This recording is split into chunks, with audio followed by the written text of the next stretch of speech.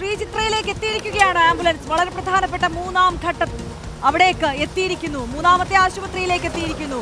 ഈ യാത്രാ ദൗത്യം വിജയകരമായി പൂർത്തീകരിച്ചിരിക്കുന്നു. കേരളത്തിലെ ഓരോ മനുഷ്യരും അതിനുവേണ്ടി സഹകരിച്ചിട്ടുണ്ട് എന്നുള്ളത് കൂടി നമ്മൾ ഏറ്റവും എടുത്തു പറയേണ്ടതായിട്ടുണ്ട്. നമ്മൾ ആ ദൃശ്യങ്ങൾ നേരത്തെ കണ്ട ദൃശ്യങ്ങളിലൊക്കെ തന്നെയും അത് വ്യക്തമാണ്.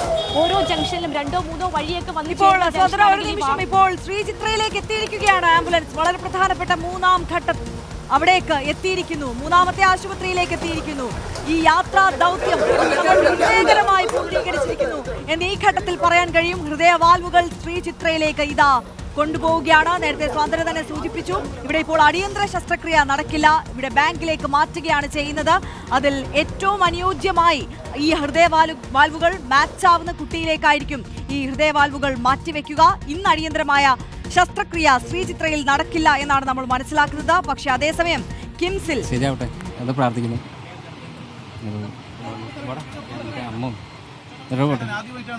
അല്ലല്ല, ഞങ്ങൾ ഇടയ്ക്ക് നമ്മുടെ ഹോസ്പിറ്റലിൽ ഷിഫ്റ്റ് ചെയ്യാറുണ്ട്, ഇടയ്ക്കിടയ്ക്ക് എല്ലാം ഉണ്ടാവാറുണ്ട്.